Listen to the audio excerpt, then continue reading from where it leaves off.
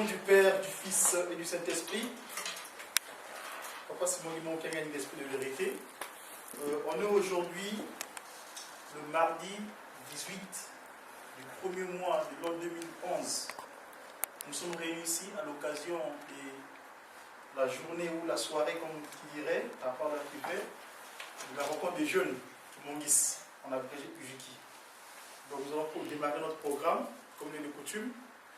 Donc nous demandons, on n'a pas eu de moment pour ouvrir la prière. Je demande à papa, secrétaire de Ujiki, papa Olivier, de nous connaître le continuer ensemble. Et puis papa Dakin, je suis entraîneur de la prière d'ouverture. Attendez, on n'a pas de moment pour ouvrir la séance, donc je te prierai de commencer la prière. Donc papa Olivier, s'il te plaît.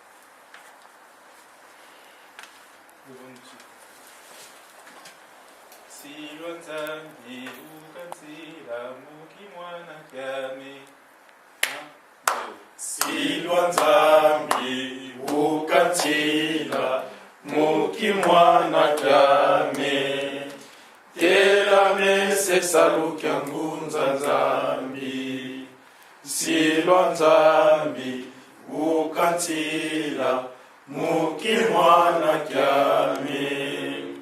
Tela mese salukya ngunza nzambi. Tusalile salukya nzambi mukeleka. Mukeleka. Mukeleka. Tusalile salukya nzambi mukeleka. Enzambi mama kitwa fuluka. Tusalile salukya nzambi mukeleka. Mukeleka. Mukeleka, tusalile salukya nzambi mukeleka. Ezambi mama kitwa fuluka.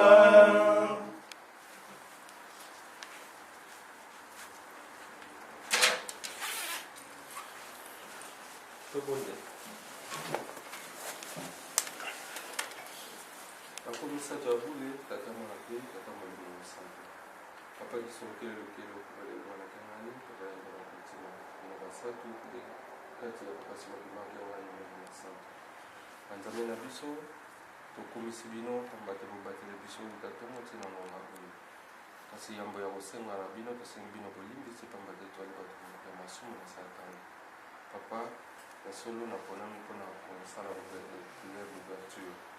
Lelo ezali mokolo monene oyo bino banzambe boponaki na ntina ete ya koyekolaka makambo na bino.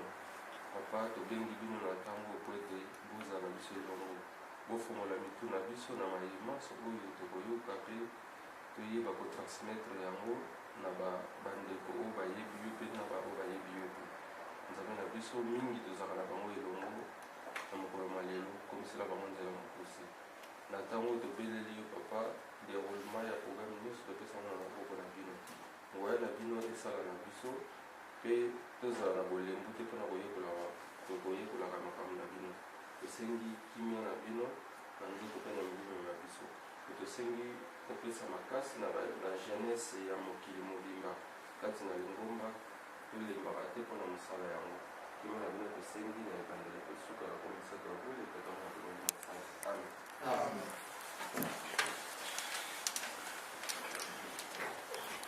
Au nom du papa Dissolokele, papa Dialungana et papa Diangena Moutima, les trois voix Simagimo Kengani, nous allons pouvoir commencer notre prêche de ce soir.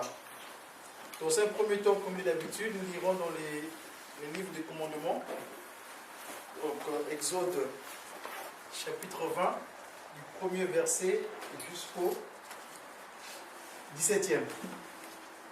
Donc, pour ceux qui ont amené leur parole, leur Bible, nous allons pouvoir lire au nom du Père, Papa Dissolokele, du Fils, Papa Dialungana, et du Saint-Esprit, Papa Diangena Moutima. Alors, Dieu prononça toutes ces paroles en disant: Je suis l'Éternel ton Dieu, qui t'ai fait sortir du pays d'Égypte, de la maison de servitude. Tu n'auras pas d'autre Dieu devant ma face. Tu ne te feras pas de statue, ni raison quelconque de ceux qui sont en haut dans le ciel, de ceux qui sont en bas sur la terre, et de ce qui est dans les eaux plus bas que la terre. Tu ne te prosterneras pas devant elles et tu ne leur rendras pas de culte. Car moi, l'Éternel, ton Dieu, je suis un Dieu jaloux qui punit la faute des pères sur les fils jusqu'à la 3e et la 4e génération de ceux qui me haïssent et qui usent de bienveillance jusqu'à 1000 générations envers ceux qui m'aiment et qui gardent mes commandements. Tu ne prendras pas le nom de l'Éternel ton Dieu en vain, car l'Éternel ne tiendra pas pour innocent celui qui prendra son nom en vain. Souviens-toi du jour du repos pour le sanctifier. Tu travailleras 6 jours et tu feras ton ouvrage. Mais le 7e jour est le repos de l'Éternel ton Dieu. Tu ne feras aucun ouvrage, ni toi, ni ton fils, ni ta fille, ni ta servante, ni ton serviteur, ni ton bétail, ni l'étranger qui réside chez toi. Car en 6 jours l'Éternel a fait le ciel, la terre, la mer et tout ce qui s'y trouve. Et il s'est reposé le 7e jour. C'est pourquoi l'Éternel a béni le jour du repos et l'a sanctifié. Honore ton père et ta mère, afin que tes jours se prolongent sur la terre que l'Éternel ton Dieu te donne. Tu ne commettras pas de meurtre. Tu ne commettras pas d'adultère. Je vais répéter ça 3 fois parce que ça sera un peu l'objet de mon développement. Tu ne commettras pas d'adultère. Tu ne commettras pas de vol. Tu ne porteras pas de faux témoignages contre ton prochain. Tu ne convoiteras pas la maison de ton prochain. Tu ne convoiteras pas la femme de ton prochain, ni son serviteur, ni sa servante, ni son bœuf, ni son âne, ni rien qui soit à ton prochain. Le texte de l'initiation, je l'ai tiré dans le livre d'Ecclésiaste, comme tu diras qui commence Povi.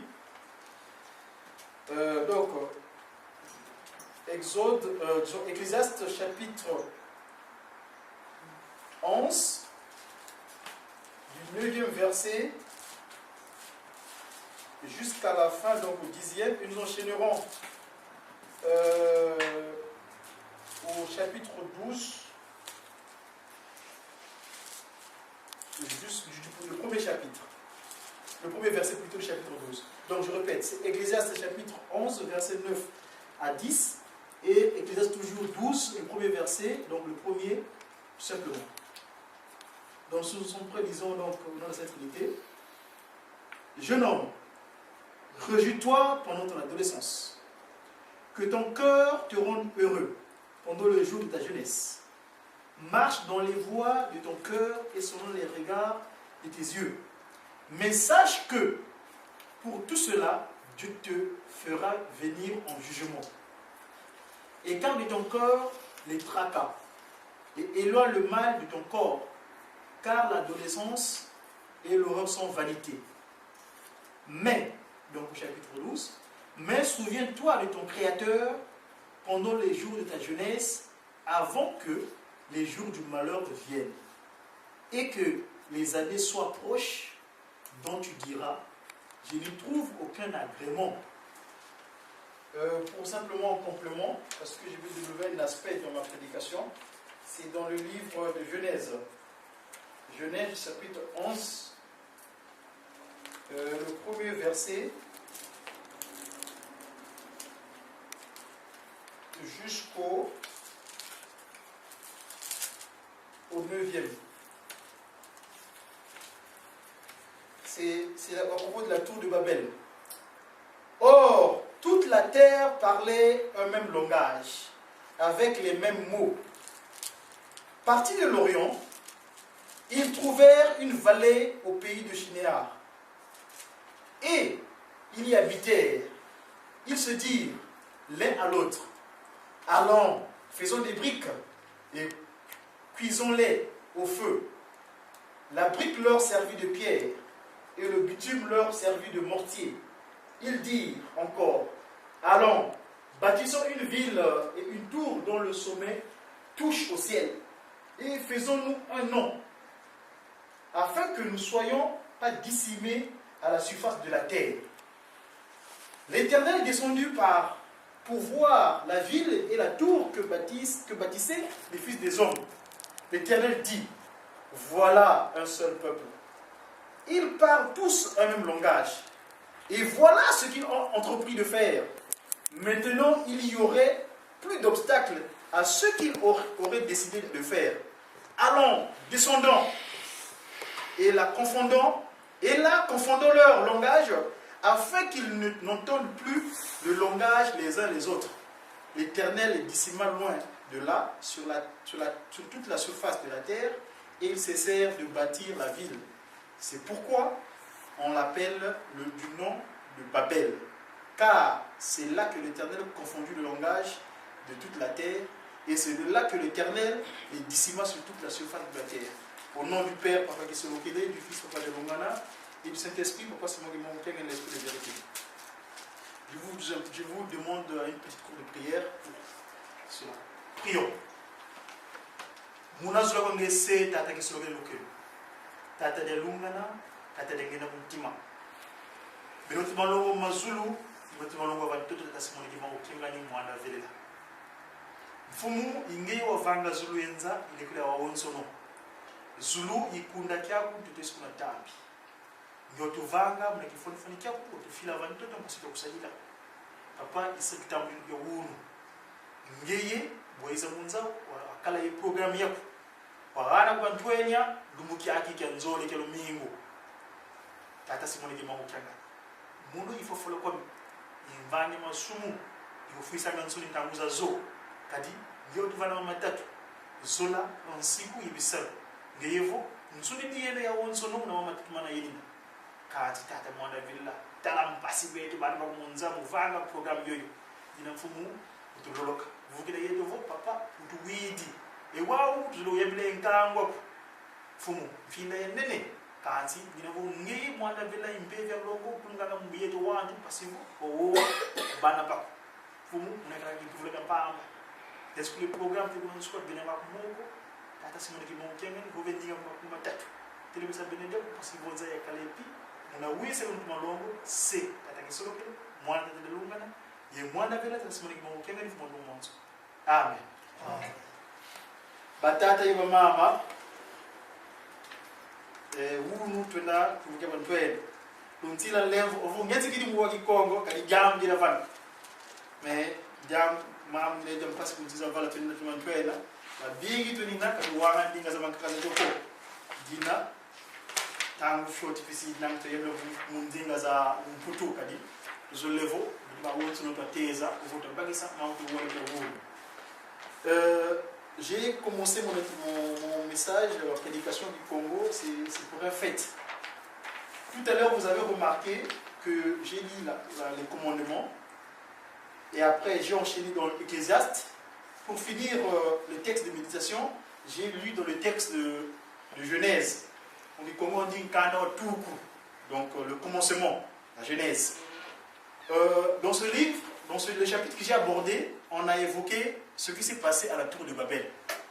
Quand Papa Kisolokele, Papa Diabongana, Papa Diangena Moutima, parce que dans le pronom, quand on conjugue le verbe, ils disent descendons, confondons. Donc ils sont descendus à 3. Simplement parce que, à l'époque, à la création, l'humanité avait qu'une seule langue. Et nous savons tous, si Dieu, le Saint-Esprit, a créé l'humain à Bakongo, dans les directions des cataractes, dans la région de Ngombe-Ginsuka, à Tamba, la Nouvelle-Jérusalem, et dans cette contrée-là, on parle du Congo. Et donc, il a créé l'humain. Donc, à l'époque, il n'existe qu'une seule langue. Mais moi, aujourd'hui, je suis très très fier. Si vous remarquez, très souvent, j'aime bien communiquer en Kikongo. Simplement parce que j'ai des repères, des références. Si aujourd'hui, c'est par la faute de notre aïeul, nous savons tous, c'est Nimrod. Nimrod qui est la descendante des Aïeux, qui avait l'intention de bâtir la tour de Babel. Eh bien, si les langues sont arrivées sur terre, c'est par une faute. La faute qui est partie de la désobéissance de notre aïeul, Adam et Ève. Mais je sais qu'aujourd'hui, la Trinité constante de Dieu sur terre, ils avaient un programme. Papa Dialongana, une date de référence, que d'ailleurs nous ne prêtons pas attention, mais moi personnellement je trouve que c'est une date très très importante dans notre église, le 24 décembre 1992. Nous avons demandé le pardon du péché d'Adam et Ève. Donc pour moi, si la Sainte Trinité avait bien accepté notre pardon, donc nous sommes repartis à la période avant le péché, n'est-ce pas? Puisque Dieu a acté notre pardon le 24 décembre 1992. Donc ça veut dire qu'aujourd'hui, normalement, on n'est plus à l'erreur. L'erreur a été effacée. L'erreur a été corrigée. Donc nous sommes repartis à l'original. Donc si je repartis à l'original, pour moi, je considère donc l'humanité, il n'y a qu'une seule langue qui Congo. Et parce qu'on dira bien lui, à l'autre, il dira, quand il est allé dire au relégué, il dit que Nenga Mosi, Monza, Nteno Mosi, Dibondi Mosi, Yabo Mosi. Et mon équipe est un tata si mon équipe aujourd'hui qui a gagné, Ntimo ou Tino Bantim. Donc pour moi, le Kikongo doit être la langue de référence dont nous devons nous rapproprier. Puisqu'on n'est plus l'anglais, l'allemand, le japonais, le chinois, tout ça. Ça, c'est venu le français, c'est venu après la faute. Étant donné que la faute n'existe plus dans la moralité, nous vous repartons à la référence. Entre le Kikongo. D'ailleurs, je prierai à nos frères, au sein de dans le cadre de l'UJK, que nous essayons d'approcher ce message-là pour la prise de conscience. C'est vrai, on est en France, mais nous devons savoir qu'on n'est plus dans la faute, donc nous devons être comme Adam et Ève à l'original, avant la faute. Voilà. Voilà le petit rappel que je voulais faire par rapport le début, pourquoi j'ai parlé du Congo. Et donc, la prédication, nous avons lu dans Exode. Tout à l'heure, quand je lisais mes commandements, j'avais insisté sur un aspect, sur un commandement. En français, on dit « Tu ne commettras pas d'adultère ». Vous voyez, c'est en français. Ça, c'est encore un élément. Donc, on sait tous que tous les commandements sont valables. Mais moi, je voulais insister sur ce commandement-là. Tu ne commettras pas d'adultère. Mais si tu vas dans le Larousse ou le Robert, tu vas dans l'encyclopédie, tu vas chercher la signification du mot adultère, on te dira que non, une femme mariée, un homme marié, qui trompe son conjoint. Alors, nous ici, on est des jeunes. La majorité, on n'est pas mariés. Donc, aujourd'hui, je peux convoiter une fille, un garçon, je ne serai pas dans cette iniquité-là. Voilà, c'est le français, c'est ce que dit la langue de Vaugénard. En français, on dit l'adultère. Mais moi, si je repars, donc, à l'original, la langue de Dieu, pourquoi c'est moi qui manque le Kikongo? En Kikongo, je n'ai pas ma Bible en Kikongo ici, mais en Kikongo, dans ce commandement, dans le verset, la transcription du Kikongo dit Kuyanganiko. Kuyanganiko. Bon, quand je dis Kuyanganiko, dans le mot Kuyanganiko, je me retrouve. Parce que dans Kuyanganiko, il y a ce qu'on appelle Yangani.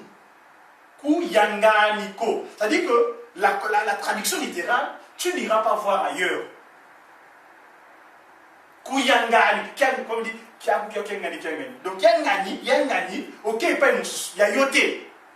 Donc si tu es jeune, tu te retrouves, tu peux avoir une petite copine, ou bien parfois on est comment on appelle ça, on est impatient, nous les jeunes. On dit moi maman là, on dit tu Kuyangani ko, mais toi tu dis maman là bon.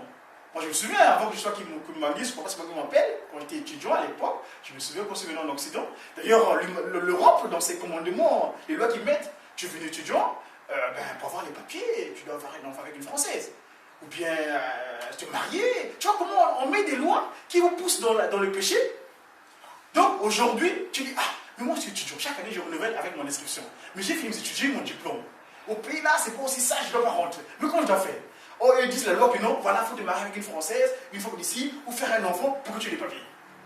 Tu es dans la perspective, comment tu as fait? On te pousse. Donc, dans ton impatience, tu as dit, moi je connais plein de copains qui ont des petits métis, qui ont des enfants, mais après, juste mon canaka a conduit d'une fois à la préfecture. D'ailleurs, la préfecture a dû réviser ses lois en disant qu'on doit observer, même si tu es marié, on doit t'observer pour voir combien de temps tu dois faire avec toi pour qu'on donne des papiers. Ouais? Donc, tout ça, c'est des calculs satanique. Parce que nous disons que, nous, attention, il y a un parlement qu'on a, je regarde là parce que moi, quand je commence, je m'arrête pas souvent.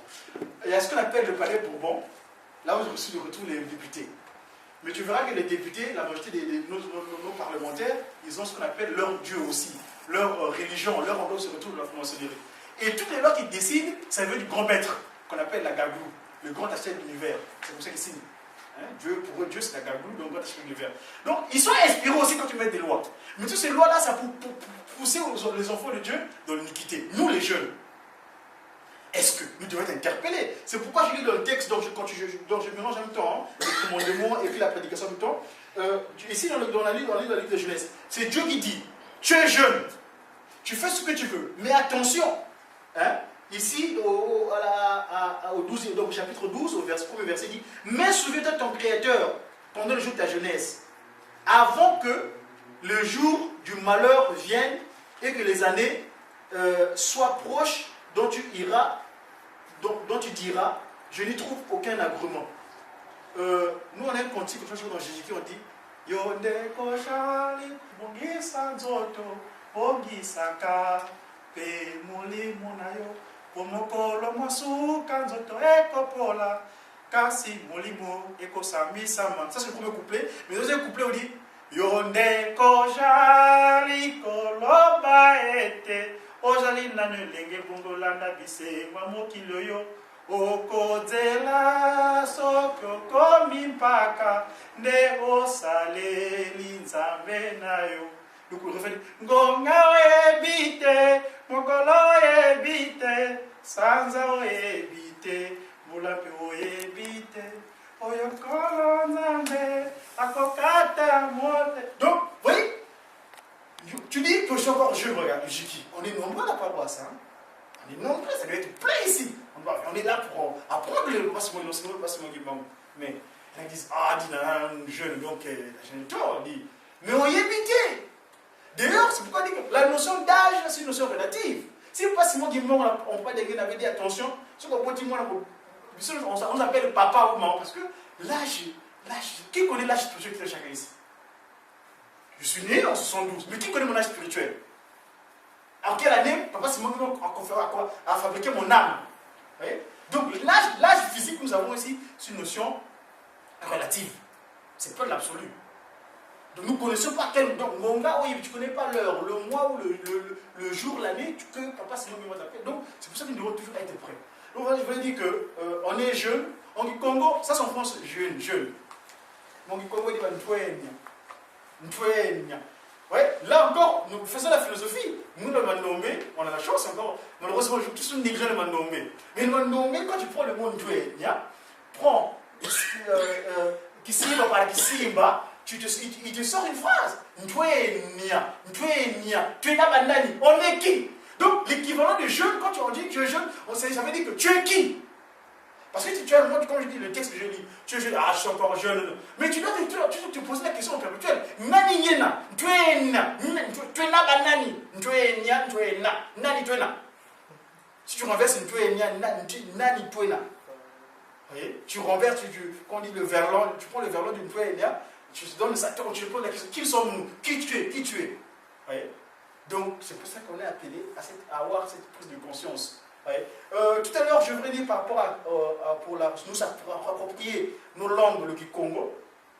Papa Fumambanza, nous savons tous, c'est le Seigneur Jésus-Christ. Une fois, il a fait un déplacement à Congo-Banza-Kimbang. Le Congo-Banza-Kimbang, c'est ce qu'on appelle généralement le Congo-Brazzaville, mais j'aime pas le terme. On l'appelle Congo-Banza-Kimbang. Parce que c'est là où se trouvent les pieds. Hein? On sait que la tête est en Angola. Angola, mais pas Angola, mais Angola. Ça, c'est encore un aspect, c'est à l'occasion pour en développer. Pourquoi je ne dis pas Angola? Parce qu'on dit Angola, on déforme. C'est Angola. Angola, il y a un terme.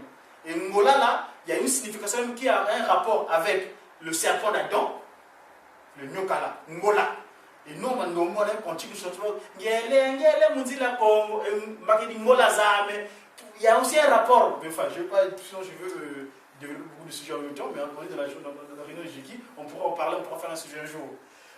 Donc, le Congo, la tête, Congo Mbanza-Kimbang, ses pieds, le ventre et en RDC. Vous savez, le Nilongo, il est comme ça.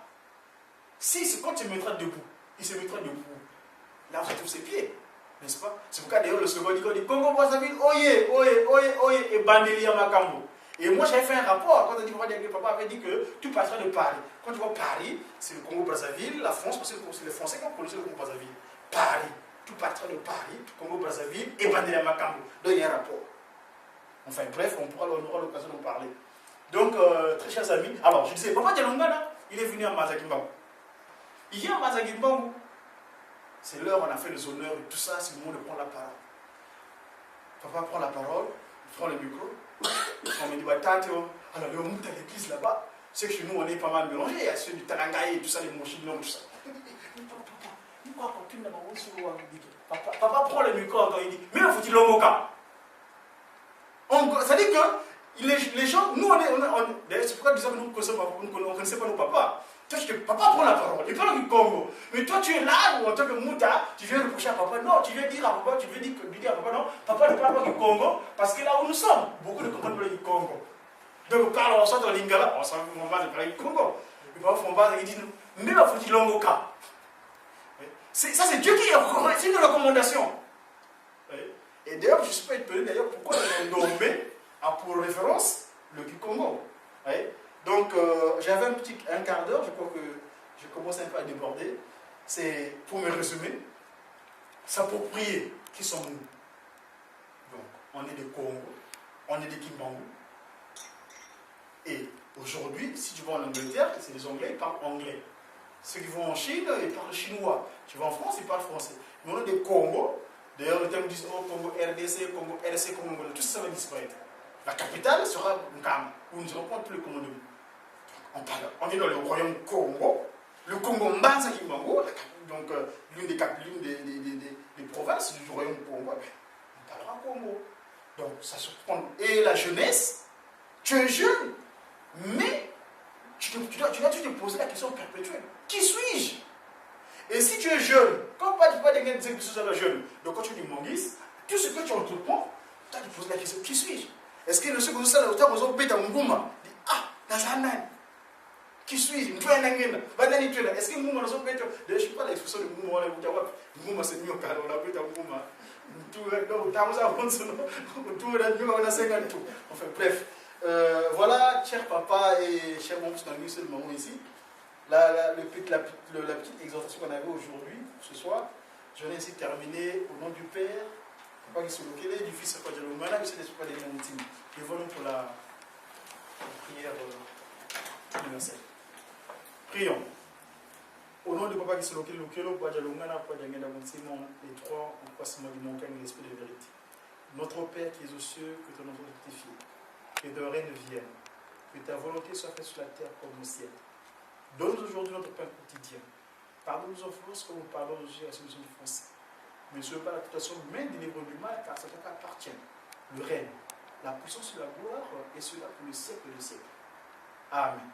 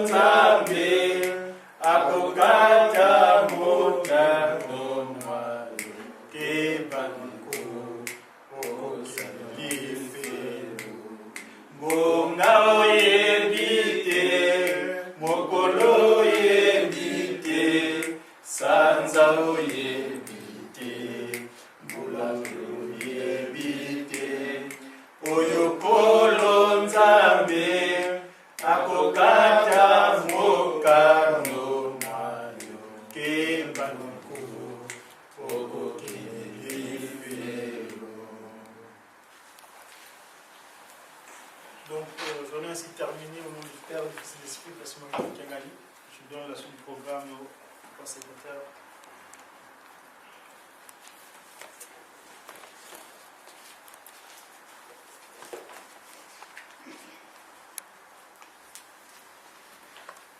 Père, du Fils et du Saint-Esprit. Bajenouye.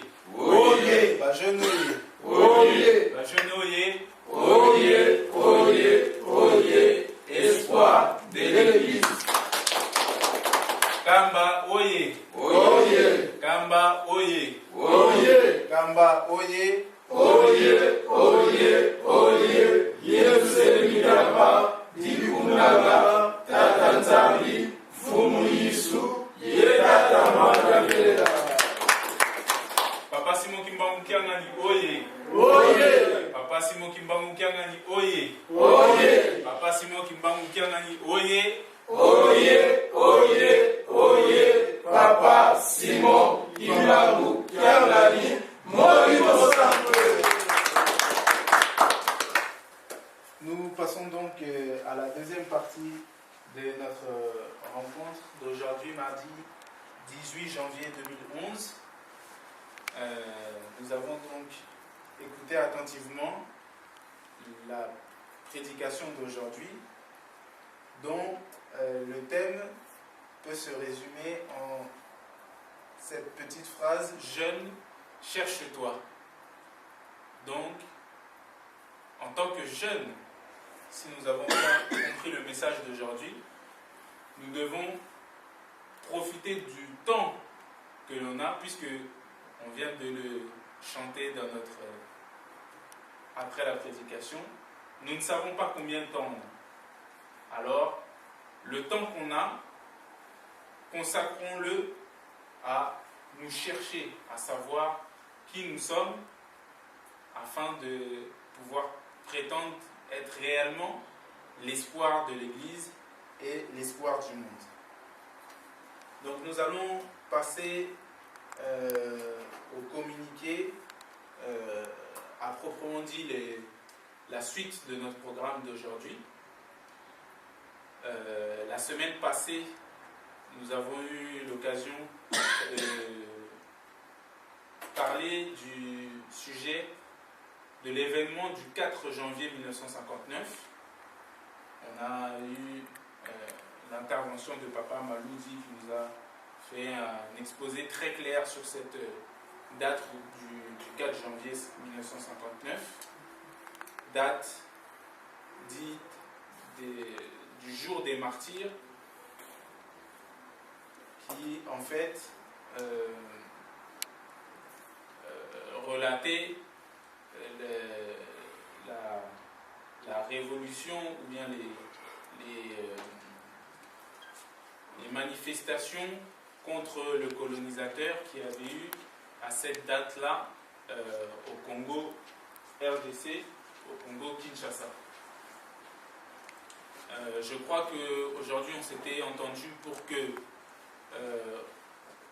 chacun puisse peut-être ramener un complément d'information, puisque Papa Maloudi avait été assez synthétique, hein, comme on lui avait demandé d'ailleurs.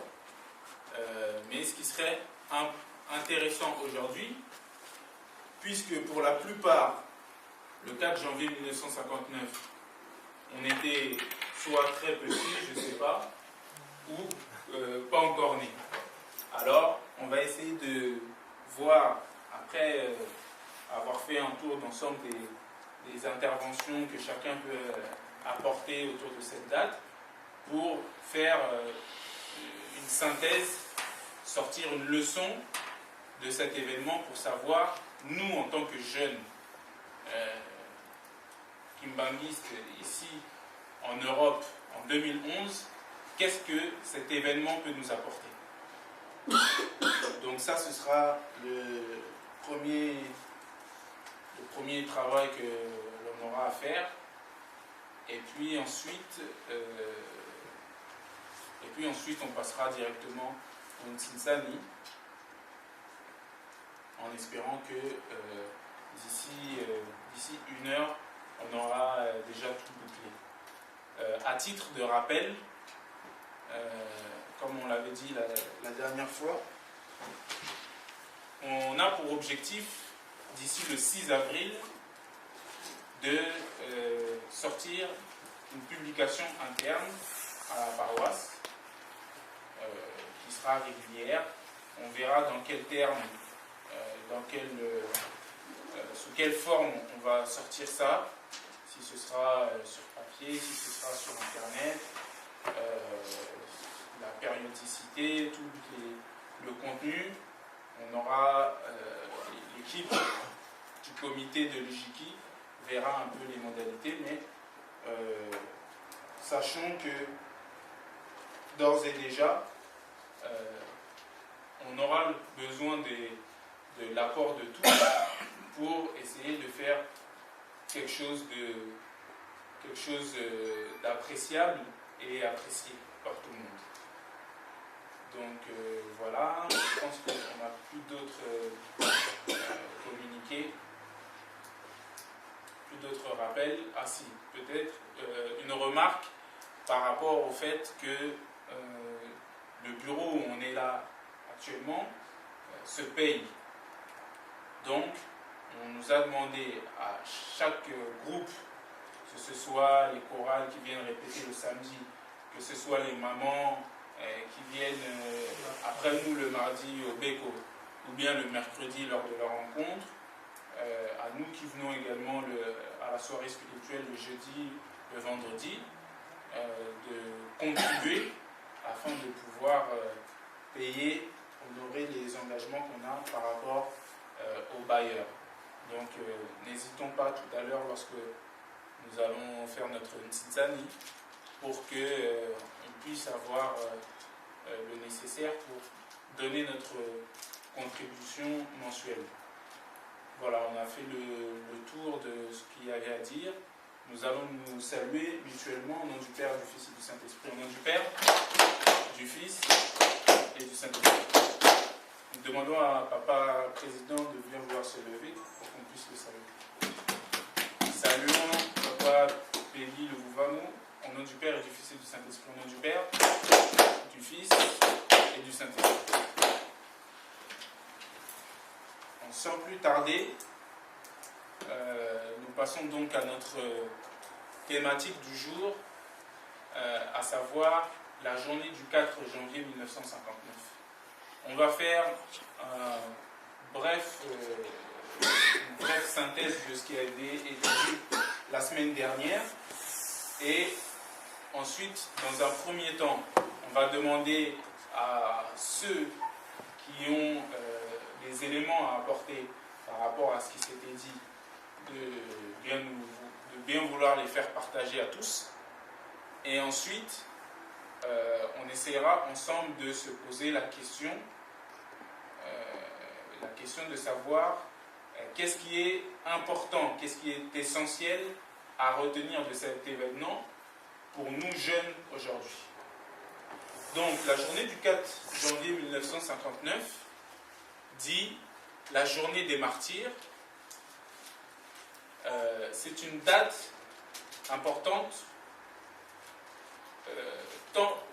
autant pour les kimbanguistes, ceux qui connaissent Papa Simon Kimbangu en général, que pour les Congolais.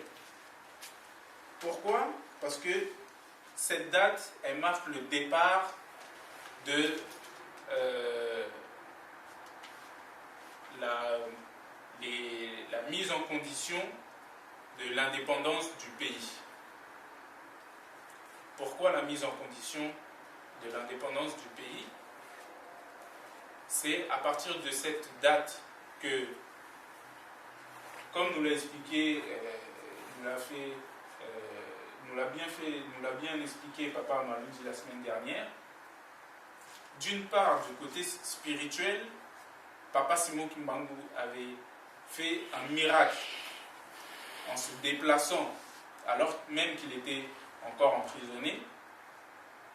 Il s'est déplacé jusqu'en Europe pour aller voir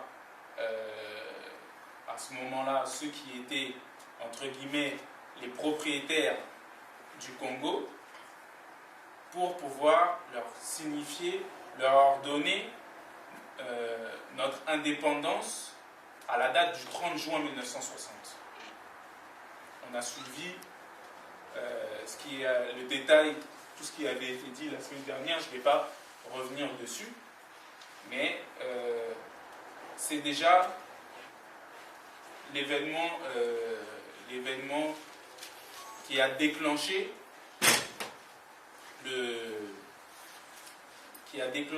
en quelque sorte le processus pour arriver jusqu'à l'indépendance. Matériellement aussi, de notre côté, au niveau de la population, il y a eu un éveil. Nous, on est des croyants. Ceux qui croient en Dieu, ils ne croient pas au hasard, puisque le hasard, c'est un autre Dieu. Mais nous, on sait qu'il n'y a qu'un seul Dieu et qu'on doit honorer un seul Dieu, puisque Dieu est jaloux. D'où ces événements qui sont passés également au Congo. Ce n'était pas un hasard. Mais quels étaient ces événements? Curieusement, le 4 janvier 1959, Papa Maloudi d'ailleurs a raconté un peu ce qui s'était passé au niveau de Kinshasa, mais historiquement, même en parlant avec des anciens du Congo, on peut s'apercevoir que au niveau national, sur tout le Congo, en cette date-là, du 4 janvier 1959, il y a eu un soulèvement de la population qui était colonisée contre le colonisateur. Alors là, il y a eu des troubles pas possibles. Et les gens ont réclamé aux colonisateurs de quitter immédiatement le pays. Moi, de ce qu'ont pu me raconter des anciens, des grands-pères qui étaient là, qui ont maintenant des 75 ans, des 80 ans, par rapport à cet événement, c'est que s'étant soulevé de cette manière, bien évidemment, le Belge ne s'est pas laissé faire. Il a contre-attaqué avec les moyens qu'il avait, à savoir les armes. Mais quelques jours après, lorsqu'ils ont voulu évaluer, compter le nombre de morts qui avaient résulté des affrontements, quand ils sont partis interroger dans les parcelles pour savoir combien de gens étaient morts durant la manifestation, pas une seule personne, pas une seule famille n'a décrété que non, nous on a perdu notre fils, nous on a perdu notre tante, rien. Donc, là encore, un signe spirituel pour dire que c'est un événement, une histoire qu'on doit garder en tête. Aujourd'hui, les gens se félicitent en Tunisie, on a fait partir un dictateur, voilà, c'est le soulèvement des peuples, on arrive dans une nouvelle ère, mais il y a eu des morts. Il y a eu des morts. Pour en arriver là où ils en sont aujourd'hui, bien que c'est d'ailleurs toujours pas gagné, il a fallu que des gens se brûlent. Mais chez nous, il n'y a pas eu de mort. Alors curieusement, durant cette manifestation, on a vu des gens tomber sous les balles et rester à terre. Mais en interrogeant les familles, personne n'avait perdu un membre de sa famille. À nous de se poser la question, qui sont ces gens qui sont morts alors? Qui sont ces gens qui sont restés à terre? Donc, en résumé, cette date du 4 janvier 1959, elle a marqué le soulèvement porté donc par Papa Simon Kimbangu en personne lui-même auparavant, le soulèvement de la population contre le colonisateur pour l'accès à l'indépendance politique. Voilà en bref ce qui s'était passé en cette journée du mardi 4 janvier 1959. Donc maintenant, on va demander, comme on l'a dit, à chacun. je crois que les gens, nous tous étions bien intéressés la semaine dernière. On a pu, durant la semaine, peut-être avoir des compléments d'information, sachant qu'en plus, la semaine dernière, on n'a pas eu l'occasion de tous intervenir. Pour compléter un peu Papa Manoudi, on va laisser la parole plutôt à chacun pour que chacun puisse donner un peu son complément, son sentiment par rapport à ce fait historique. Voilà, je laisse la parole à chacun. Celui qui a quelque chose à dire, il se lève et on l'écoute pour pouvoir partager. Oui.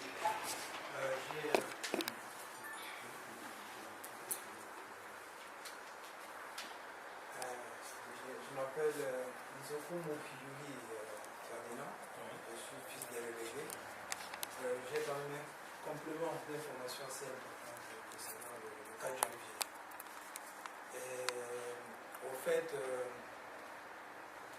mes parents ont été relégués de 1943 à 1956. Ils ont été libérés en 1956. Et étant restés libres pendant 2 ans seulement, fin 58, donc le 31 décembre 1958, Papa Simon Kimbangu est descendu en bateau courrier de Nebo, Port Franquet à l'époque, vers Léopoldville. Et là, le bateau qui naguère ne pouvait pas dormir dans notre beach parce que le village Mukenzi était situé sur la rive gauche de la rivière Kassai. Donc, ça n'a jamais été un port. Mais le port, c'est un peu en aval, c'est Mabenga, et notre port, c'est Panou, un peu plus en amont. Alors, Mukenzi se trouve juste entre ces 2 ports-là. Et exceptionnellement, le bateau de Papa Kimbangu avait accosté là, où se trouvait ma famille. Et les commerçants sont allés faire leur achat. L'un des commerçants s'appelait Papa Nkini Albert. Il est allé faire ses emplettes dans le bateau. Et il croise Papa Simon Kimbangu, qu'il ne connaissait pas. D'ailleurs, les gens ne connaissaient pas Papa Simon Kimbangu. Maintenant, nous avons des photos partout. À l'époque coloniale, on ne le connaissait pas, franchement. Bon. Mais on en a entendu parler, on sait vaguement Kimbangu, l'histoire circulait comme ça de bouche à oreille. Mais la photo de Kimbangu, telle que nous la voyons aujourd'hui, d'ailleurs, aujourd'hui on connaît Papa Liputa, mais à l'époque c'était un jeune homme avec des chaînes et torse nu. Bon, on en passe. La photo, on ne la connaissait pas. Donc, ce monsieur, Papa Nkini Albert, est interpellé par quelqu'un qui lui demande s'il connaissait Papa Yuli Yvon.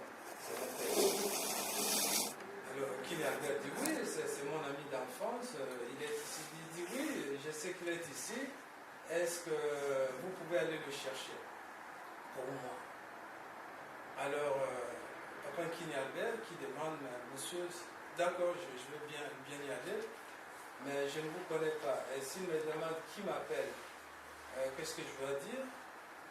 Papa Simon Kimbangu lui dit, vous lui direz, je suis Simon Kimbangu. C'est en quelle année, papa? 58. C'est le 31 décembre 1958. Voilà, comme vous le savez, physiquement, il n'y a pas Simon Kimbangu, on n'est plus sur terre, c'est bien transfiguré. Voilà. Donc, et là, Papa Simon Kimbangu, Papa Nkini sursaute. Il dit, mais écoutez, ce monsieur Yuli, il vient de la relégation. Il y a à peine 2 ans qu'il est ici, il a été libéré, traumatisé avec sa famille.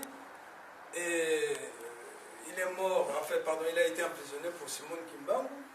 Lui-même nous a raconté que Simon Kimbangu est déjà mort à Lubumbashi, à Elisabethville à l'époque, en 1951. Et aujourd'hui, vous prétendez être Simon Kimbangu, mais vous me prenez pour un fou. Enfin, voilà. le type a changé d'humeur.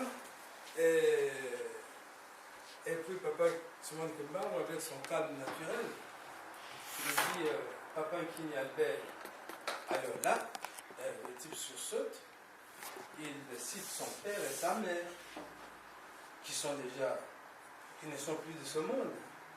À cette époque-là, déjà, alors le monsieur s'est dit, oui, Simon Kimbangu, donc rien à faire, il ne discute pas. Il dit, en tout cas, papa, excusez-moi, tout de suite, il a commencé à courir. Mais comme il était boiteux d'une jambe, papa Simon Kimbangu dit, non, ne courez pas, allez doucement. Il dit, non, papa, le bateau ne dort pas ici. Je suis obligé de courir. Il dit, non, ça va dormir. Papa Kimbangu qui le calme, qui dit, allez doucement, parce que il est étonné, personne ne le connaît dans le bateau. Quelqu'un, un inconnu, l'appelle par son nom et cite son père et sa mère. Puis, voilà, alors il court, il rencontre mon père, papa et Yuli y vont, ils descendent ensemble, et donc la maison est avertie que papa Simon Kimbangu est dans le bateau.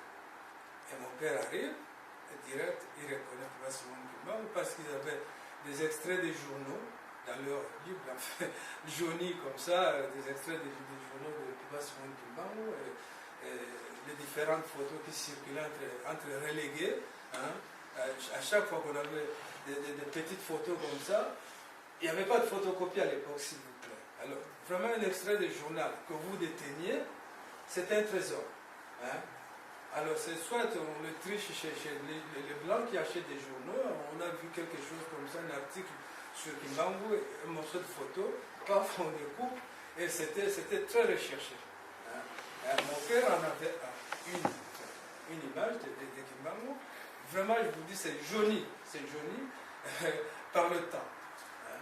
Et il a reconnu Papa Simon Kimbangu, il s'est agenouillé, Papa Simon Kimbangu lui a récité une courte prière pour eux, et Papa Kini Albert aussi. Et après, ils ont causé. Dans sa cabine à lui, Papa Simon Kimbangu, mais je ne sais pas sous quel nom il avait voyagé, hein, parce que tellement son nom était connu, mais je ne sais pas comment il était enregistré, peut-être sous une autre identité. Bon. Et arrivé dans sa cabine, ils ont posé pendant un certain temps, et Papa Simon Kimbangu demande de remonter à la maison. Sans crainte, et puis papa aussi dit, mais écoutez papa, le bateau risque de partir. Hein. Il dit, non, ça va dormir là. C'est comme si c'est lui qui commandait le bateau.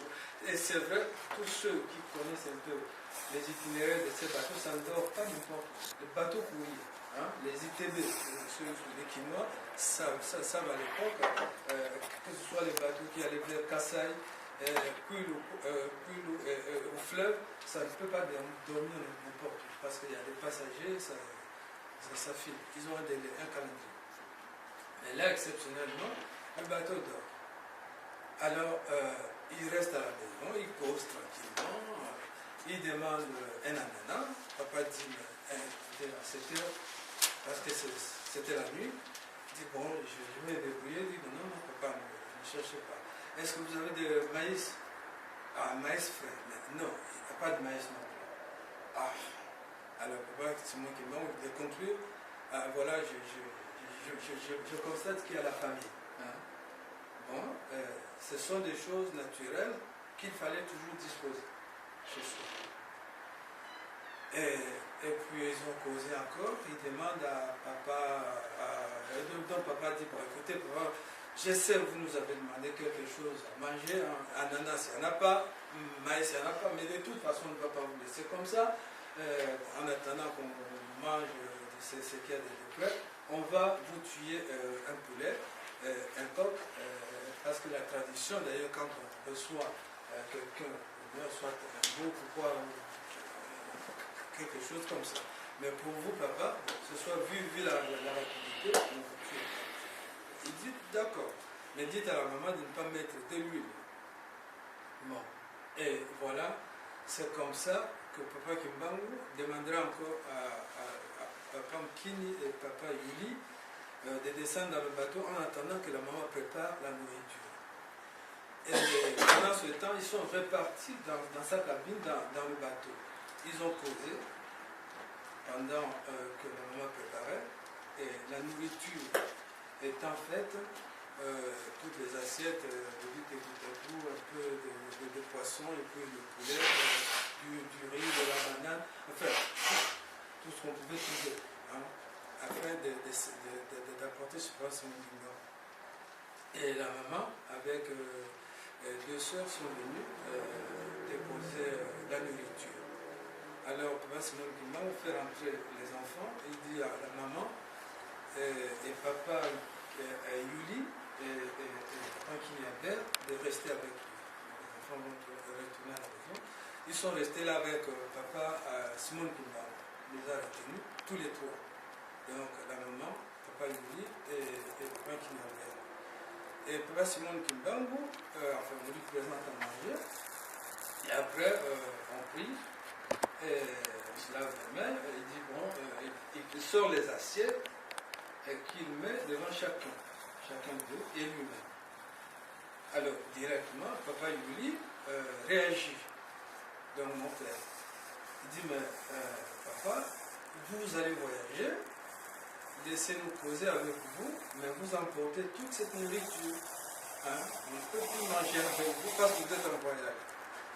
Alors c'est là que Papa Kimbangu dira, écoutez, Papa Yuli, vous refusez de manger la nourriture d'esprit. Ce que nous allons manger, c'est la nourriture d'esprit. Alors, ayant entendu cela, Papa Yuli s'est agenouillé et a demandé à Papa Kimbangu pardon. Et finalement, ils ont mangé. Mais c'est Papa Kimbangu qui ouvrait chaque bol pour servir à maman. Vous voulez du riz? Vous voulez quoi? De la chipango? Vous voulez de la banane? Bon, poulet, poisson, ainsi de suite. Donc, c'est lui qui servait. C'est ce que vous voulez manger. Et il refermait le bol à chaque fois comme ça. Et puis, tout le monde a bien mangé. Et puis il dit, et le reste, je vais l'emporter. Et finalement, Papa Yuli qui dit, il se regarde avec Papa Kini et maman, Julienne, ma mère, ils se regardent, ils disent, mais Papa Yuli dit, mais finalement, on a presque tout mangé. À 4, qu'est-ce qui va rester encore, papa? Ah, Papa Kimbangu qui ouvre notre bol, il dit, mais voilà, papa. Ah, ils sont tous surpris parce que rien que l'un des bols qu'il avait ouvert était quasiment non entamé. Ils se disent, bon, là, on est convaincu que voilà, il y a de quoi apporter pour le voyage. Bon, finalement, ils ont mangé, ils croyaient que la nourriture avait diminué, mais finalement, la démonstration seulement d'un seul bol, où tous étaient censés s'être servis beaucoup, hein, et ce bol-là était rempli. Et ils ont tout simplement rigolé, et puis il a continué à leur raconter des histoires, à parler. Alors, lui, Papa Kimbangu, il laisse tout là-bas, il demande encore de remonter à la maison. Là, on est vers 23h. Ils remontent à la maison.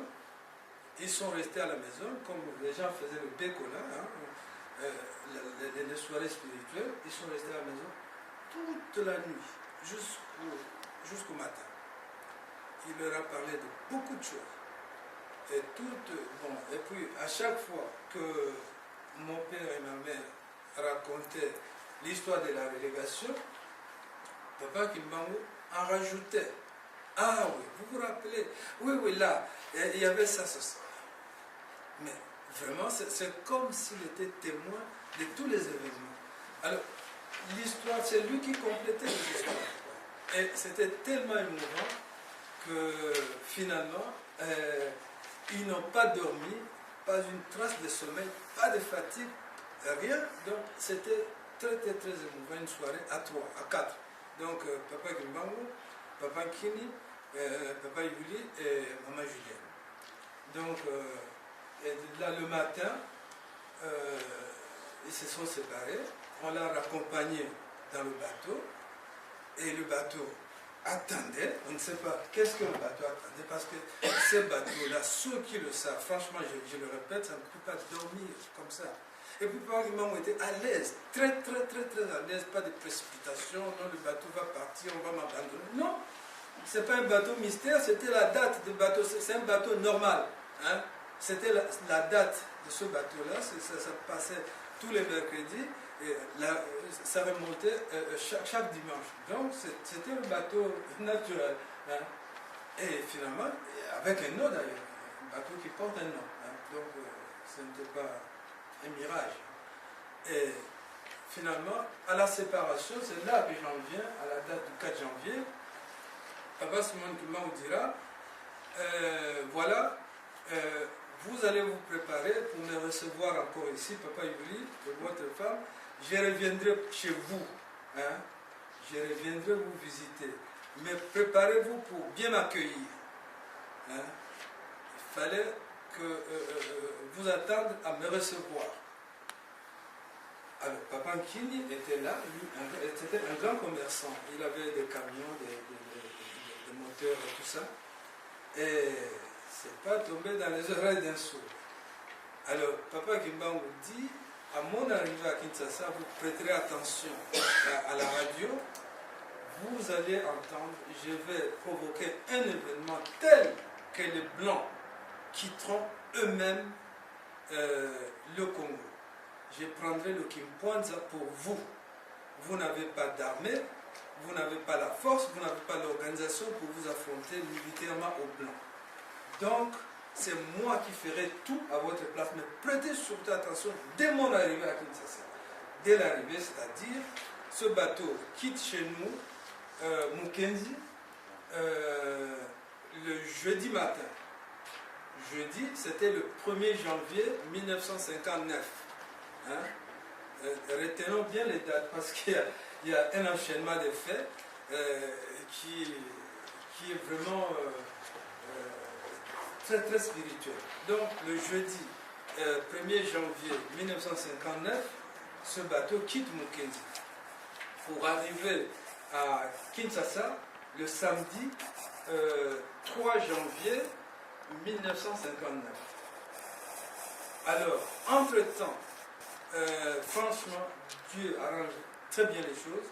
Moi, j'ai découvert ici dans les DVD, hein, les DVD qui circulent ici, je découvre le témoignage d'un papa qui raconte que le 2 janvier, M. Kassavoubou avait reçu un émissaire français avec la proposition de vente d'armes étant passé par l'abbé Youlou. C'est Kalamvou là qui témoigne le messager, le document visuel. Ouais. Pas Kalamvou. Donc, voilà, c'est l'abbé Fulbert Youlou qui avait reçu cet émissaire français avec des propositions de vente d'armes. Et que c'était destiné à la Bako. Alors, ce 2 janvier, ce blanc rencontre M. Kassavoubou et M. Kassavoubou qui s'aperçoit que Abako n'a pas suffisamment d'argent et ils vont voir Papa Diangenda en personne. Et pour voir Papa Diangenda avec sa caisse de Kintouadi afin de les aider à donner une avance pour l'achat d'armes. Et là, j'étais franchement sidéré, je me suis dit, mais c'est quoi ça? Le 2 janvier, Kassavoubou s'amène avec un blanc pour la proposition d'achat d'armes par Abako, affronter les blancs. C'est les Français qui vendent les armes aux Noirs. Abako, qui n'est pas préparé à la guerre, pour affronter l'armée belge. Mais il faut être fou pour Kassavoubou d'accepter des choses comme ça, quoi. Qui est le Français, qui est le Belge, hein? Et maintenant, vous voyez, envoyer comme ça Abako au casse-pipe, mais c'est terrible. Bon voilà, ça c'est mon raisonnement. Et là, Papa Diangenda, qui répondra à Kassavoubou toujours le 2 janvier, voilà, vous revenez demain Boutamontou parce que je vais d'abord consulter mon père. Alors, le blanc demande à Kasavubu, qu'est-ce qu'il dit? Kasavubu répond évasivement, non, non, il dit qu'il va réfléchir. Il me répondra demain. Alors, donc le 3 janvier, Kasavubu qui repart, hein, seul, sans son plan là. Bon. Il va voir Papa Diangenda dans l'espoir d'obtenir son accord, l'argent pour l'achat d'armes. Parce que l'enveloppe, la lettre était restée chez Papa Diangenda, la lettre des Français, hein, pour la proposition d'armes. Bon.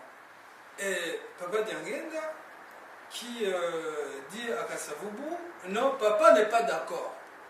Et là, nous sommes le 3 janvier. Donc, le bateau vient d'arriver à Kinshasa. Le bateau ayant transporté Kimbam. Moi, je sais que Kimbam n'a pas besoin de bateau ni quoi que ce soit, mais c'est pour... Ça, c'est un fait historique. Tu vois, c'est pas parce que... Oui, c'est le témoignage. Donc, c'est pas vrai Kimbam n'a pas besoin de bateau. Mais quand je dis ça, c'est le fait de l'histoire là. S'il n'y avait pas de date, on aurait dit, bon, Kimbam, c'est vague. Là, franchement, c'est testamentaire, quoi. Hein? Alors, Kasavubu qui arrive, Papa Diangenda lui dit, mais non, écoutez, je ne peux pas vous répondre positivement à votre demande parce que Papa n'est pas d'accord, lui-même va s'en charger. Par contre, vous, Papa Kasavubu, on va aller dans le Bas-Congo et je vais faire une cérémonie spéciale pour vous. Et c'est ainsi que Papa Diangenda, malgré les hésitations de Kasavubu, le fait qu'il était recherché pour des faits politiques, tout ça, qu'il ne pouvait pas sortir, ainsi de suite. Bon, il a beaucoup discuté, mais Papa Diangenda a su le convaincre. Ils sont partis quand même au Bas-Congo. Il ne s'est pas fait prendre par les barrières militaires comme il l'aurait douté déjà. Mais finalement, au retour aussi, ils sont rentrés. Bon, Papa Diangenda lui a fait ce qu'il fallait faire pour le consacrer déjà, entre guillemets, chef, hein, donc président du pays. Donc Kasavubu, déjà de retour ce 3 janvier, savait, hein, qu'il était consacré, hein, mais par Papa Diangenda. Voilà d'autres choses qu'on ignore. Et là, Papa Diangenda, donc le 4 janvier, nous sommes dimanche 4 janvier 1959, Abako, qui avait écrit pour demander l'autorisation de se réunir cette date-là, eh ben, n'avait pas reçu une réponse officielle. Mais ils étaient convaincus que, ayant écrit, ils ont le droit de se réunir, tout simplement. Alors, n'ayant pas de preuves officielles de la réponse de l'autorisation des autorités, eh bien, la police les a empêchés, hein, de se réunir. Et il y a eu une petite altercation déjà. Abako dit, nous, on doit se réunir parce qu'on a déjà écrit. Et les gens de la police barricadent la route. Donc vous ne passerez pas, il n'y a pas de réunion, parce que vous n'avez pas d'autorisation. Bon, ça a commencé comme ça. Et finalement, ce désordre avait coïncidé avec la sortie du stade des jeunes. Et finalement, les jeunes s'y sont mêlés et ça a fait quand même un certain éboulement. Hein. Bon, les armes ont parlé et comme vous venez de me dire, hein, il y a eu quelques morts, moi je ne sais pas combien. Bon, sauf que la version où dans les familles congolaises on a eu à déplorer aucun mort, ça je viens de l'entendre ici, c'est tout de même possible, hein, parce qu'avec Bakumba, on sait qu'il n'est pas sanguinaire. Bon, il n'est pas sanguinaire, mais c'est dans ces circonstances justement du 4 janvier, partant de l'interdiction de la réunion d'Abako, avec le désordre apporté par les jeunes sortant du stade, que les événements se sont aggravés et il y a eu des tirs d'armes et Papa Gimba où on a fait sortir ces Armageddons-là au nombre de 3 paraît-il. Bon, au fait, après cet événement, les soldats en question n'ont pas sémé la panique dans les milieux des Noirs, voyez-vous, hein? C'est tellement spirituel que les Noirs ne ressentaient pas cette force, enfin, cette force n'était pas contre eux. Hein? Les soldats s'en sont pris à la force coloniale, c'est-à-dire aux administrateurs, aux soldats, aux chefs militaires. Donc tous ceux qui avaient une portion de pouvoir, hein, ont vu leurs maisons saccagées, leurs bureaux, les voitures renversées, des choses comme ça. Beaucoup donc c'était ciblé. Il n'y a pas eu de dommages collatéraux. On observe dans la rue, bon, nos soldats ont tué nos propres concitoyens. Ce n'était pas les Armageddons qui tuaient les gens dans la foule. L'Armageddon s'en prenait. D'abord, c'est difficile de les attraper parce que ce n'étaient pas des gens armés. Hein, c'était des soldats comme nos surveillants en quelque sorte, hein, du genre surveillant, épaules comme ça, courtes là, et ainsi de suite. Mais ils avaient une rapidité d'action, une force, une capacité. Non, ils ne marchaient pas comme ça. C'est des gens qui filaient comme des je ne sais pas, des éclairs, des terribles. Donc ils partent, ils sortent. Donc c'est miraculeux, ce n'était pas 3 personnes seulement qu'on voit défiler, marcher comme ça, et il est là, il est... Non, hein? Et ils ont fait ça, ils apparaissaient, et puis ils disparaissaient, ils apparaissaient, et ils faisaient des ravages là où c'est ciblé, là où c'est spirituel. Hein? C'est spirituel. Les Blancs en ont photographié, Dieu a permis, Papa Kimbangu a permis qu'on en photographie pour laisser quand même des traces. On en a photographié, mais ce n'était pas vraiment des gens visibles. Ah, les voilà venir. Oh. Non, c'est ceux qui avaient la vue qui pouvaient voir. Ah, oh, je les ai vus, ils sont comme ça. Ils sont passés là. Voilà, c'est comme ça. Ça s'est passé de cette manière-là, très miraculeux, très vite. Tout le monde est toi. C'est comme ça. C'est ainsi que dès le mois de janvier, les événements se sont enchaînés, les grandes décisions se sont prises. Donc, la Belgique a réuni son conseil de ministres, et dans ce conseil de ministres, d'emblée, le roi donne l'ordre, toujours au mois de janvier là, d'autoriser le gouverneur du Congo à préparer le manifeste d'indépendance du Congo. Voilà, à partir de ce 4 janvier, on était déjà libérés. Le roi a pris conscience. Attention, ne pensez pas que le roi des Belges était ignorant. Le roi des Belges a rencontré Kimbangu plusieurs fois. Le roi des Belges a des rapports comme ça sur Kimbangu. Hein? Il a des rapports, des tas de rapports terribles. Mais ne prenez pas les choses comme ça à la légère. Non, aucun ministre ne pouvait contester la décision du roi. Si le roi donnait leur l'indépendance, c'est que le roi l'avait assez vu. Hein? Et là, avec des soldats dont sa propre armée, ses propres officiers disent « Nous ne sommes pas capables, hein, de nous battre sur ce rythme-là. » Hein? Là, c'est les officiers supérieurs qui donnent le rapport écrit à leur roi. Bon, imaginez, qu'est-ce que le roi peut dire? Hein?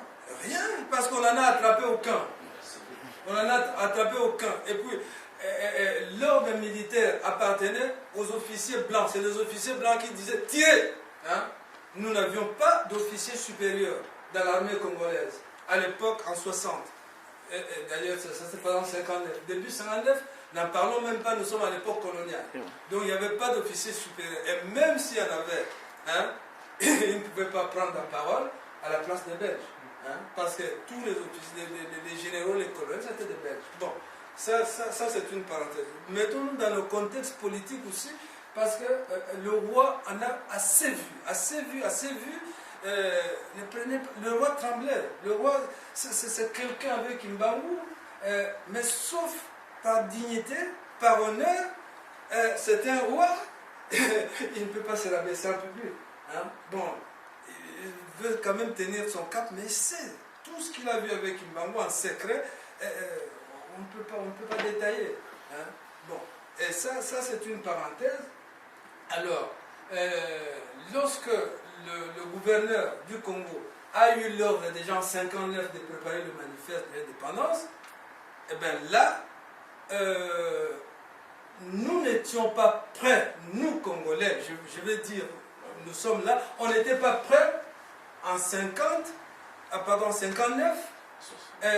Non, même pas, j'ai dit, parce que là c'est en 59, l'événement Kimbangu nous a donné la démonstration de la supériorité militaire du Congo par rapport aux Belges. Donc, c'est convaincu. La Belgique ne peut pas s'engager à la guerre contre le Congo, ils reconnaissent leur infériorité. Ça, c'est connu. Bon, finalement, qu'est-ce qui est arrivé?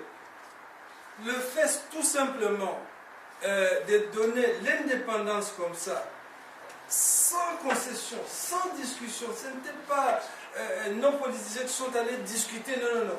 C'est le roi. À partir de cet événement du 4 janvier, avec le conseil des ministres qui ont donné l'ordre de préparer le manifeste d'indépendance. Mais maintenant, la date, Kimbangu lui-même avait donné la date, Papa Madoud l'avait dit ici. Il avait marqué le jeudi 30 juin 1900.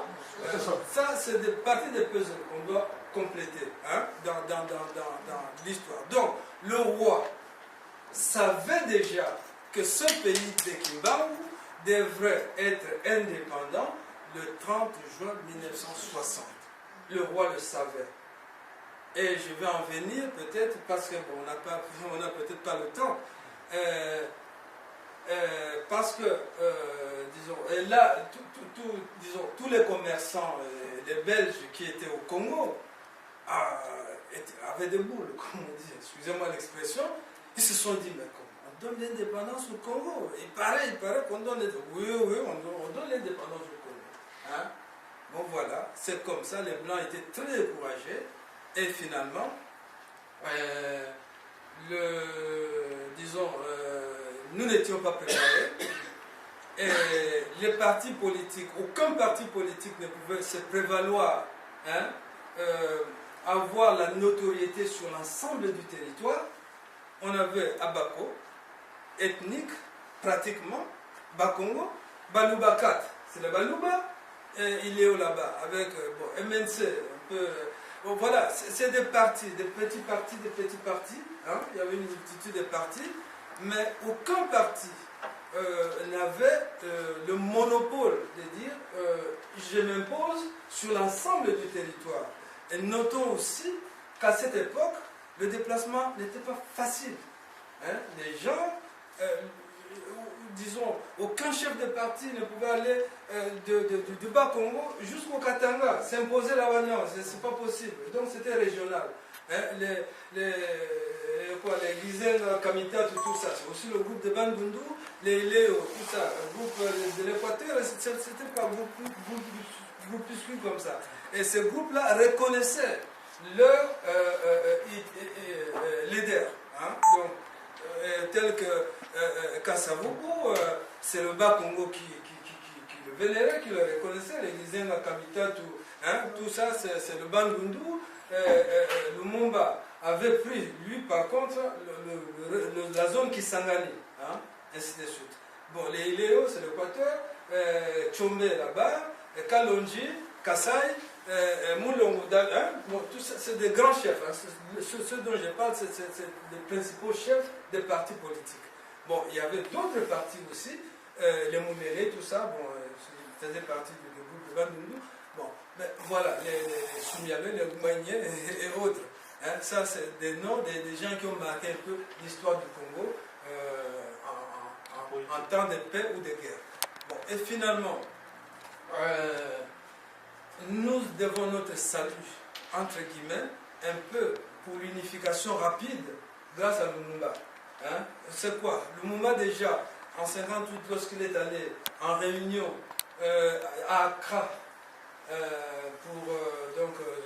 auprès de Kwame Nkrumah, avait pris déjà l'initiative de contacter les principaux chefs des partis pour leur rendre compte de la réunion privée qu'il était allé faire. C'était déjà bien avant 1959. Voilà. Donc, Lumumba avait déjà impulsé cela. Hein? Alors, ils ont suivi un peu ce schéma-là pour réunir rapidement tous les partis politiques. Bon, pour réunir rapidement tous les partis politiques afin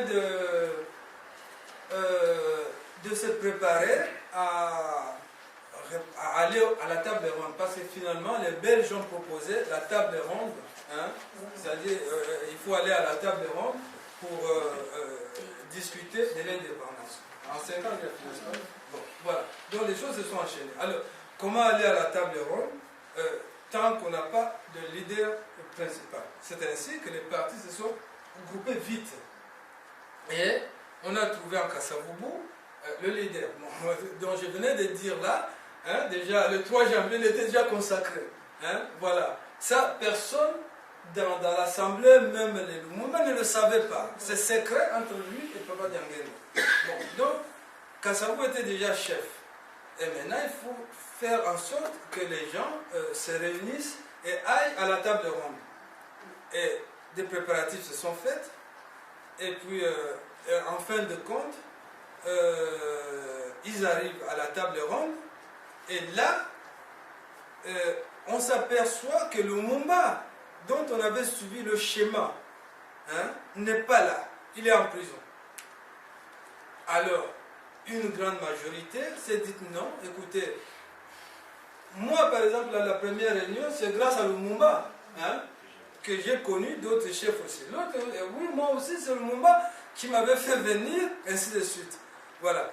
Des petites choses comme ça qui ont fait que Lumumba, du coup, a eu la reconnaissance des principaux chefs de parti.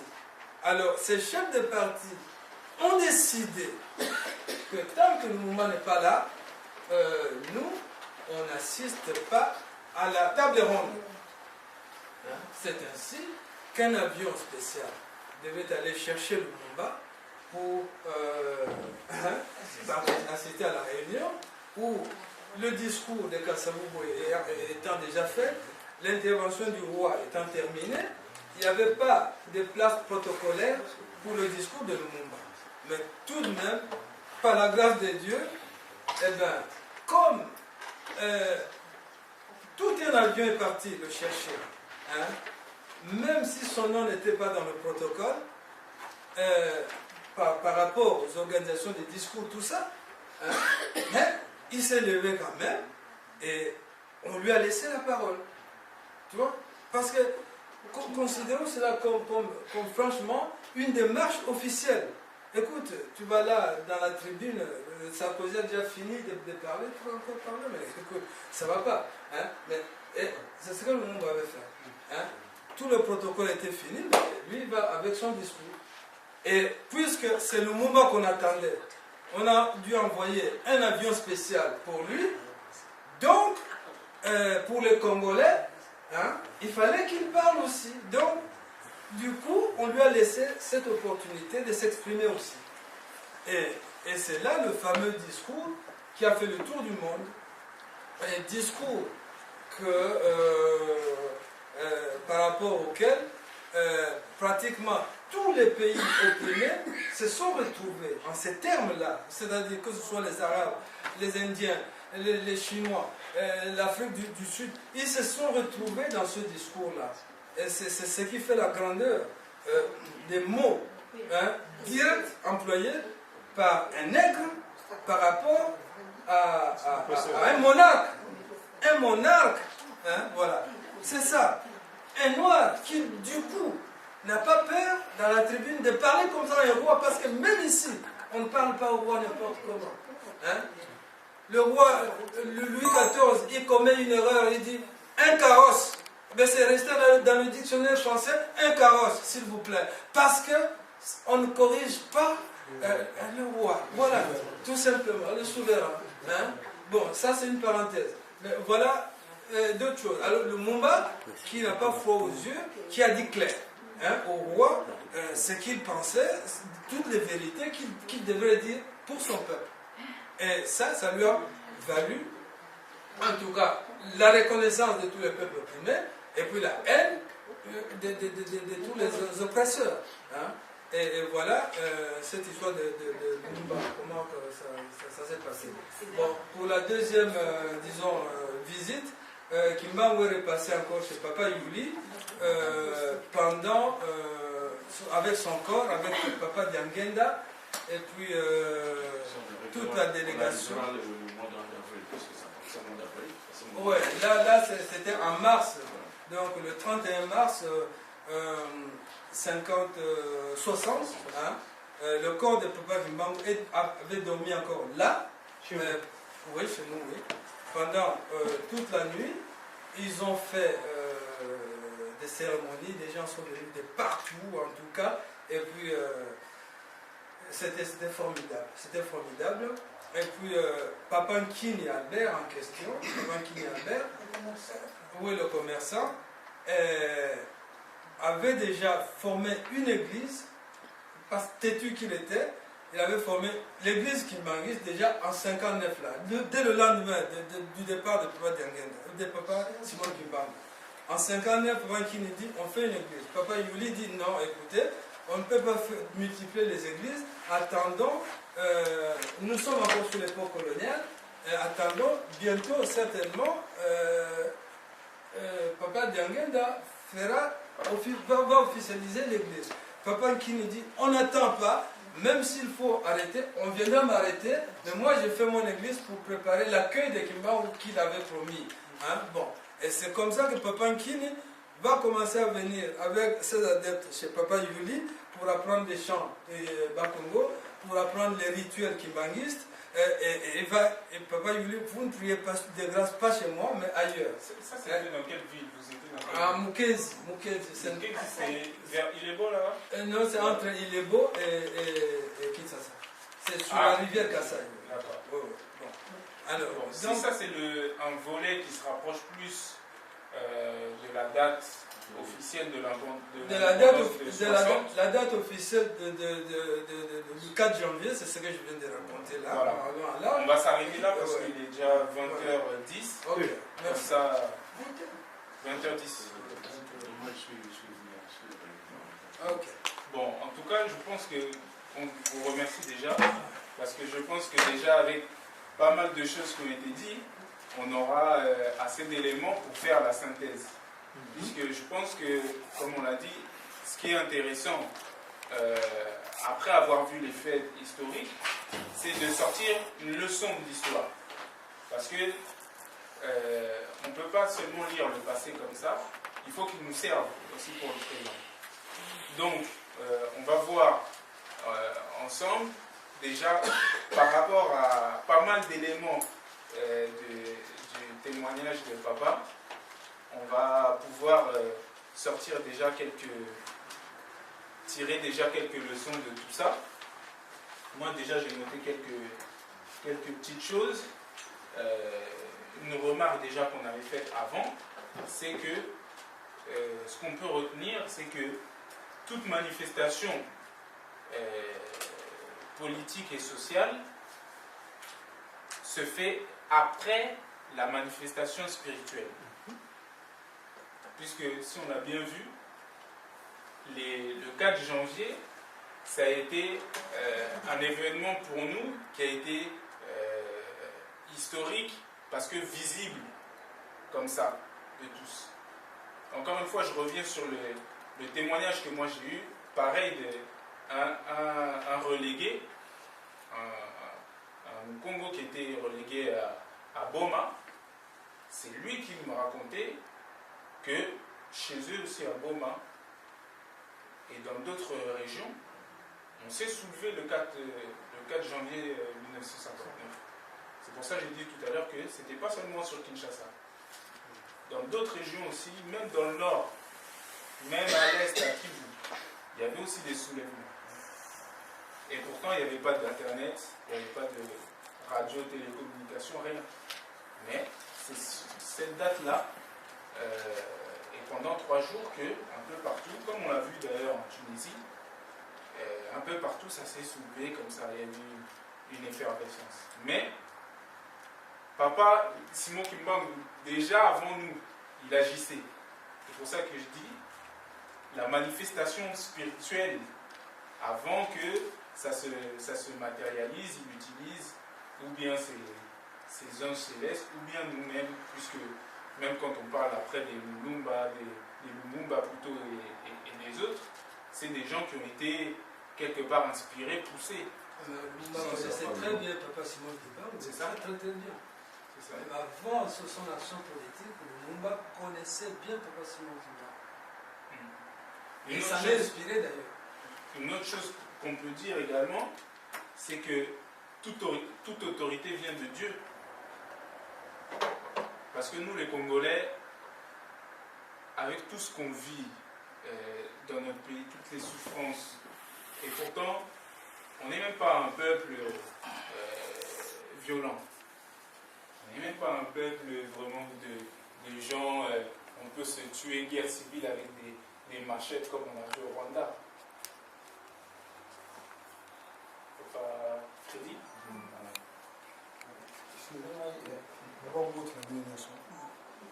Excusez-moi,